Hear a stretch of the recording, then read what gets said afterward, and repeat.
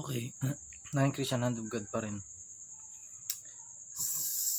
Sa mga sa mga babae na tinry kong ligawan kasi naghahanap ako ng asawa.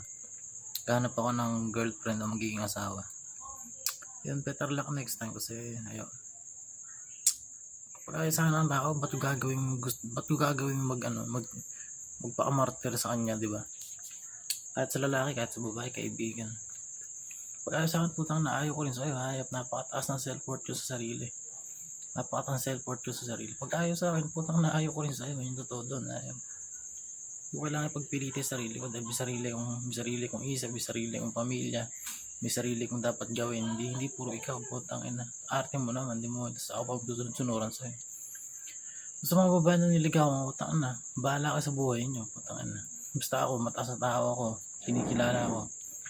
Tapos yun, bahala kayo. Sinubukan kong ligawan kayo, pero nag-inarte kayo. Kumbaga, nagmaganda pa kayo, di ba? Nagmaganda kayo, hindi nyo ako kilala. Prinsipe ko, pwedeng hari, pwedeng prinsipe. Doon pa lang, napakalaki ng credential, napakatataas ng credentials ko habang lumalaki ko.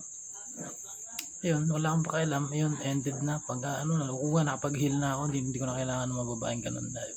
Ibigay na lang sa akin yung sinitama. Yun na lang hinihiling ko. Ibigay sa akin yung sinitama. Pero yun sa mga tinry kong ligawan na nag-iinarte. Kaya yun, wala na akong pakialam. Lumuha ka ng dugo kung gusto mo yun. Kung gusto mong ganyan ang buhay mo.